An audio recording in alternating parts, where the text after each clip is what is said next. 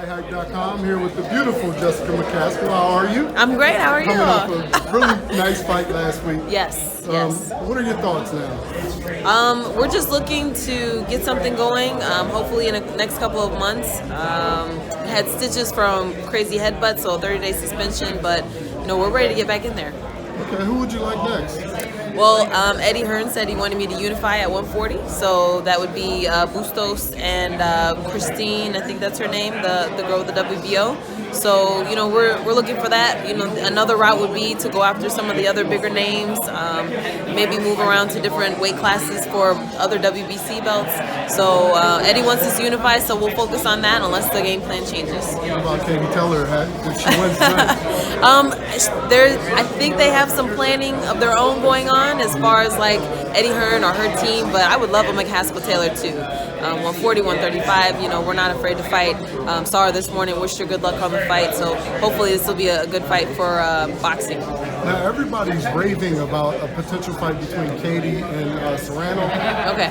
What do you think about that fight, and how do you think that would go? I don't know. I haven't seen Serrano super active lately, and she seems to be focused more on MMA. So it just kind of like pulls the fans away a little bit.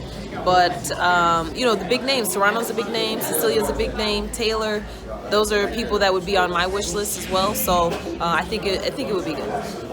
And female boxing is kind of popping right now. We just had a huge unification fight between. I always forget names. Hammer and Clarissa Shields. Yep. What did you think about that fight? I was there. I thought the fight was. I don't think Hammer really stuck to what was working for her. I think she could have made some adjustments or some better adjustments throughout the fight. But congratulations to Clarissa, unified, undisputed. So Katie tonight, she could be also unified, undisputed. Those are big landmarks for female boxing and boxing in general. Now, Clarissa's been going back and forth with Raquel Miller. Okay. What do you think a potential fight between Miller and Clarissa would go? I haven't seen that back and forth. As far as fights go, I'm always just looking for something competitive. I hate to see when people get in the ring just for a paycheck and then they don't commit themselves and they basically give up as soon as they step in. So as long as it's competitive, like tonight, I hope the Anthony Joshua fight is competitive.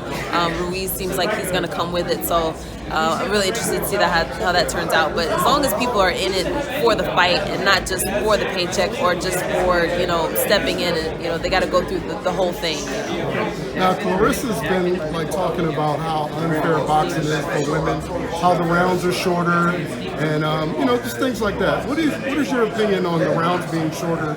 Do you think they should be longer? Do you think that I guess you guys are 10 rounds? We're 10, men are 12. We're 2 minutes, men are 3. Mm-hmm. There are some research. There's some research that's been done to compare male and female athleticism and body structure to where they think it's safest for females to compete at that level. And it's not really a less than greater than thing. It's just, this is your max and this is your max, and that's what the safest thing is. And that's what we want to focus on. We want to focus on being safe. We don't want people out here with brain damage later on in their life. We want everybody to have full functioning of their limbs. We want the generation after us to also have that equal chance of having a healthy lifestyle after they retire. So, if it changes, then it changes. If somebody wants to go 3 minutes, I'm willing to go 3-minute rounds. 12 rounds, I would probably say I would want to go 12 rounds. I still had a lot of gas in the tank after this last fight that went 10 rounds, and it was, knockdown, drag out, kind of a rock'em sock'em fight. So I think we can handle it. I think a lot of it has to do with athletes and how they prepare themselves and staying in the gym at all times because you're a professional athlete and that's what you should do. But we just don't have a lot of females that are willing to do that. I'm willing to do it, but I do understand that there are reasons for those decisions. There are a couple fights that are coming up. You got Steve Thurman versus Manny Pacquiao. Mm-hmm. I should have said it the other way around because Pacquiao's the A side. Yeah. What do you think about that fight? What's your predictions on that? I think that could be an interesting fight. Pacquiao's speed is just so incredible, but you always have to wonder where his focus is because he's got a lot of other things on his plate. I don't think it's bad for other people to have multiple things on their plate. It's just a matter of, is it going to affect their boxing capabilities? And so I would love to see that fight. Pacquiao always is very willing to fight and therefore leaving himself vulnerable. So there can always be something that can be snuck in on Pacquiao. He has never changed his style as far as that's concerned. So I think it'd be a great fight. What about Harrison Charlo? That was a controversial fight. Yeah. I think I caught like pieces of that. I don't think I have a lot to add about that one. Right. Yeah, you don't have to pick sides. Any good female fights that we need to look out for? I mean, I apologize to the fans that I don't know all the female fights coming up. No, that's okay. Anything good coming up for you guys? I don't know. Besides the Taylor fight and Delfine Persoon, I don't know of anything that's in the works as of right now. We're looking to hopefully do something in a couple of months. We're looking to unify. So, like I said, Bustos has the IBF. There's a BBO out there. Taylor, I don't know if she's going to go up in weight, if she's going to go down in weight after this, if she's going to vacate the belt. So just following her career and seeing where she goes with that could be very interesting.